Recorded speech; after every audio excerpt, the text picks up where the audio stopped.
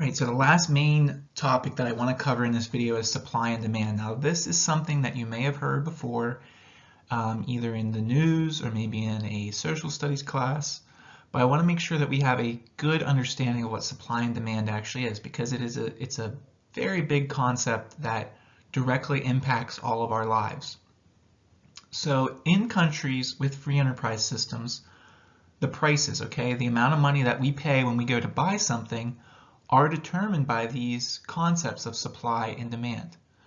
So supply is the amount of goods producers are willing to make and sell. Okay, let's imagine a lemonade stand. I'm the owner of the lemonade stand. Right?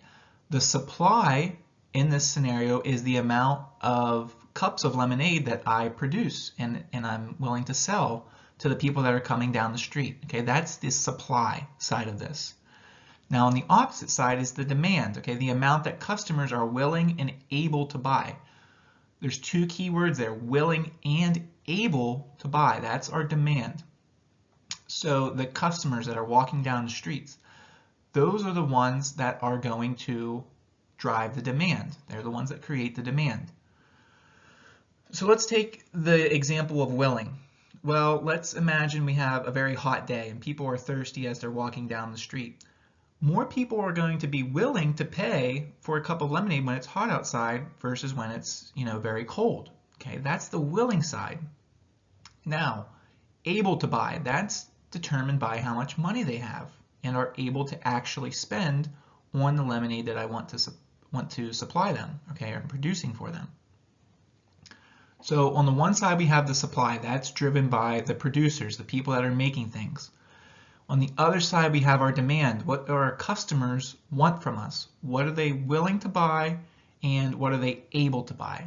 Okay, we need to consider both of those things when we're talking about demand.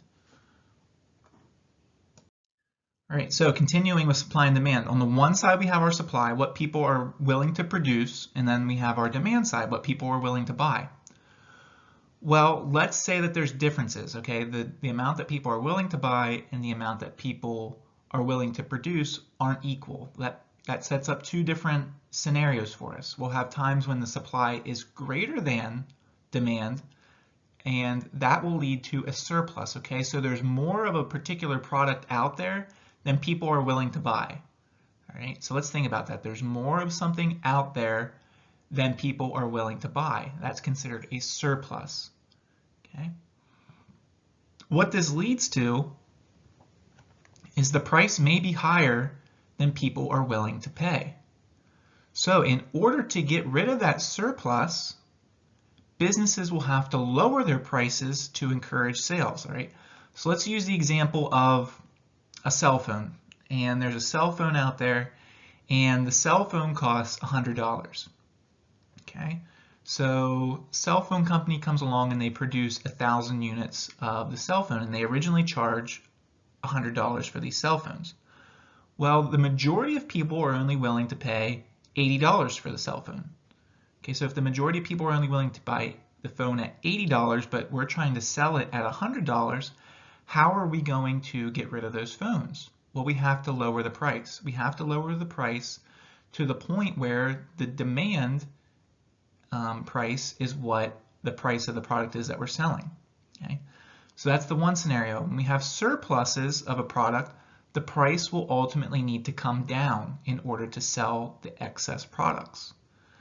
Now on the opposite side, we can have times when the supply is less than the demand. Okay? What we call that is a shortage. So there's less of something out there than what people actually want it. Okay? There's more of it out there, or excuse me, there's less of it out there than what people want. Okay, that's a shortage. So businesses may struggle to produce enough to meet the wants of customers. Okay, so think about this same cell phone. We're producing it at $100, but people are willing to pay $120 for it. So as soon as these cell phones are coming out of our factory, people are buying them quicker than we can make them. Right? Well, if we're a business and we're selling it for 100 and we're looking at this and the cell phones are flying off the shelves, well then we're going to scratch our head and we're going to say, well, let's charge 120. So therefore, when we have these scenarios of a shortage, businesses can increase their price to meet the demand. Okay? So here we can see how the relationship between supply and demand ultimately determines what the price of the products are in our free enterprise system. So when we have a period of equilibrium, what we're talking about is when the supply and the demand are exactly equal. On the previous slide, we saw where there were instances where supply and demand weren't equal, and that led to either shortages or surpluses.